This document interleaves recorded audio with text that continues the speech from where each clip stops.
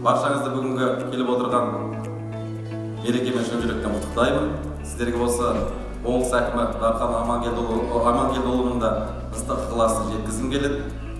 Енді біздің Түркістан өңірінде 200 мыңнан астам ел ағалары, қариялар бар, және олар біздің қоғамның дамуына, ұрпақты тәрбиелеуге, елдегі тұрақтылықты, бірлікті, тыныштықты сақтауға да қызмет жасап келе жатыр.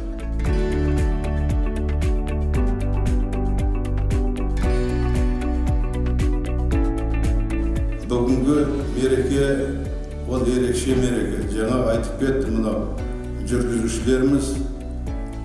Жалпы әлемде бұл жылда дәстүрлі өткізіліп отыратын үлкен іс-шара.